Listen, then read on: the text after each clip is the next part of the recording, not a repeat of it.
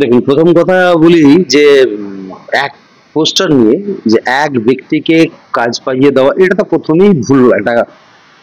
তার কারণ হচ্ছে আমি 2003 সাল থেকে নিয়ে আজ পর্যন্ত 2025 স্টিল নাও আমি ওই ওয়ার্ডের কাউন্সিলর, এবং এই 2003 থেকে 2025 পর্যন্ত যদি মীর নূর হোসেন নামে একটা কোনো কাজ ওকে দেওয়া থাকে, আজকে আমি পদত্যাগ করে দেবো আমার পদ থেকে। তাহলে এটা প্রথমেই ওরা একটা মিথ্যে অভিযোগ তুলেছে, এবং যে তুলেছে তার ব্যক্তিগত কোনো স্বার্থ চরিতার্থ করার জন্য এই ধরনের কুরুচিকর মন্তব্য এবং এই পোস্টার করেছে। আমি ওকে কোনো কাজই দিইনি মীর নূর হোসেনকে। এই কাজ আপনারা সকলেই জানেন যে এখন সরকারি নিয়মে ই টেন্ডারে কাজ করেছে। ই টেন্ডারের মাধ্যমে আপনাকে কাজ নিতে হবে। সেখানে একটা 12 নম্বর ওয়ার্ডের ছেলে এইটা টেন্ডার করেছে, টেন্ডার ফর্মে অংশগ্রহণ করেছিল, সে কাজটা পেয়েছে। এখানে ব্যক্তিগত কাউকে দিয়ে দেওয়া বা করিয়ে দেওয়া সেটা আমাদের পক্ষে সম্ভব নয়। হ্যাঁ, একটা চোট জল দিতে এমার্জেন্সি কোনো জায়গায় কোনো ড্রেন ভেঙে গেল, রাস্তা হয়ে গেল, সেটা 50 থেকে 1 লক্ষ টাকার মতো একটা কাজ যে কোনো সময় ডেকে একটা করিয়ে দেওয়া যেতে পারে। তার বাইরে আমরা কাউকে কাজ দিতে পারি না। ও আজও পর্যন্ত কোনো কাজ করেনি, এটা প্রথমেই মিথ্যা কথা। আর একটা বাজে একটা কুরুচিকর মন্তব্য করেছে তার স্ত্রীর নামকে জড়িয়ে আমার সাথে। তো সে আমার ছোট ভাইয়ের মতো, আর ওর স্ত্রী আমার বোন হলেও আমার মেয়ের বয়সী। এরকম ধরনের কুরুচিকর মন্তব্য করেছে ওর। আমার সন্দেহ আছে তার প্রতিও যে করেছে এটা, যে তার মা বাবার, মানে আমি তার মা বাবাকে গাল দিতে তো পারি না, কিন্তু আমার মনে হয় ওর যথেষ্ট দোষ আছে। সেটাও না হলে এই জায়গায় এসে কেউ এইরকম একটা মন্তব্য করতে পারে না। আর একটা জিনিস আমি বারবার লক্ষ্য করছি, যেটা দীর্ঘদিন ধরে দেখে আসছি, যে প্রত্যেকটা বিষয়ে কোনো না কোনো রকম ভাবে আমাকেই যেন টার্গেট করে নেওয়া হচ্ছে। কেন টার্গেট হচ্ছে জানি না। যেখানে মানুষ আমাকে 2003 থেকে সমানভাবে এতদিন মাথার উপর হাত রেখেছে, তাদের পাশে আছি, তাদের কাজে আছি।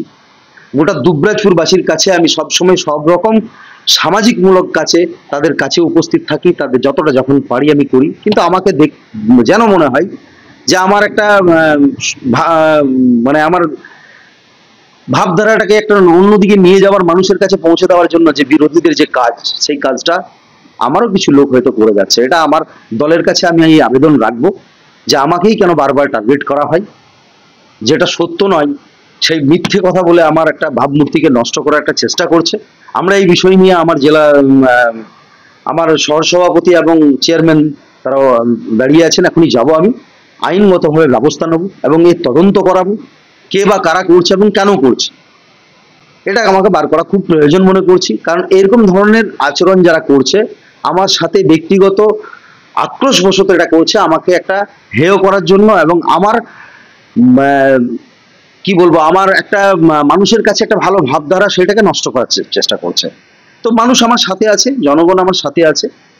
আমরা আশা করছি মানুষের জবাব দেবে আবার, এবং খুব অচিরেই আমরা ধরবো যে কে করেছে এটা, তার ব্যবস্থা আইনগতভাবেই নেব।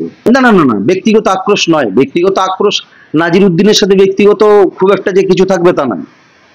আমার সাথে সবারই সুসম্পর্ক থেকে যাবে। আবার আমি তৃণমূল দলটা করি, আমার এই দলটাকে বদনাম করার জন্য, এই দলের হয়ে দিদির যে উন্নয়ন বা দিদির যে কাজকর্ম মানুষের কাছে পৌঁছে দেওয়া, আমরা মানুষের কাছে দলটাকে এগিয়ে নিয়ে যাচ্ছি, এই দলটাকেও বদনাম করার জন্য এটা চেষ্টা করছে। শুধু আমাকে নয়, আমি মনে করি আমার সাথে সাথে আমার দলেরও খুব বদনাম হচ্ছে, এবং এই দলের বদনাম রোখার জন্য আমাদের যতটুকু যা করণীয় আমরা আইনত তার ব্যবস্থা নেব। দলের বলতে কি, মানে এইরকম ধরনের কথাবার্তা যে আমাদেরকে কাজগুলো না দিয়ে অন্য কাউকে দিচ্ছে, তাহলে আমি তো মনে করি আমার দলেরই কেউ কোনো ছেলেপুলে থাকতে পারে, এরকম একটা চিন্তা ভাবনা রয়েছে, দলের লোকজন রয়েছে।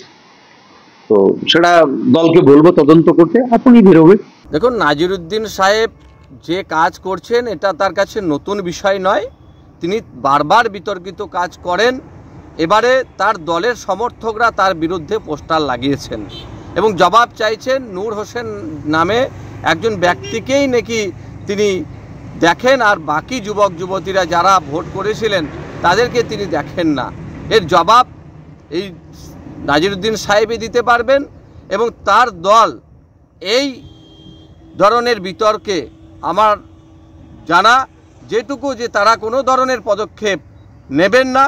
কারণ বিগত দিনেরও যে সমস্ত ঘটনা এই নাজিরউদ্দিন সাহেবকে কেন্দ্র করে হয়েছে, দল তাকেই সমর্থন করেছে। অর্থাৎ তৃণমূল কংগ্রেস এই অন্যায়কে যে সাপোর্ট করে এটা বলার অপেক্ষা রাখে না। তাই তৃণমূল কংগ্রেসের সমর্থকরা যে পোস্টার লাগিয়েছে এটা আসলে কতটা কাজ হবে, দল কতটা তার বিরুদ্ধে পদক্ষেপ নেবে, এটা সময় কথা বলবে। আমি এখনই খবরটা শুনলাম, অবশ্যই আমি দেখছি। এবং এই ধরনের খবর অভিপ্রেত নয়, কারণ নাজির এলাকার উন্নয়নের জন্য চেষ্টা করে যায় এবং এই মুহূর্তে হয়তো ওখানে একটা পুকুর কাটছে জনগণের আবেদনের পরিপ্রেক্ষিতে, যে সেখানে জলে স্নান করা, ব্যবহার করে জলের খুব প্রয়োজন, তার জন্য একটা পুকুর সংস্কার করছে। এই বিষয়ে তো কারো ব্যক্তিগত ক্ষোভ রাগ থাকতে পারে, কিন্তু এটা সার্বিক নয়। এবং নাজির এলাকার উন্নয়নের জন্য সবসময় চেষ্টা করে, মানুষের সাথে থাকে, মানুষের পাশে থাকে। বিষয়টা আমি শুনলাম, আমি অবশ্যই দেখছি, এটা ঠিক নয়। সোহেল পোষণ কোনো কিছু নাজির 7 নম্বর ওয়ার্ডের ক্ষেত্রে করেনি। যারা দলীয় কর্মী তাদের দিয়েই কাজ করাই বেশি এবং তারাই কাজ করে। এ বিষয়ে হয়তো কেউ কাজ পায়নি, তাই তার ব্যক্তিগত ইচ্ছা রাগ থেকে এটা করেছে। অবশ্যই সেগুলো দেখব, আমি নিশ্চয়ই চেষ্টা করবো যাতে এগুলো ঠিক হয়ে যায়।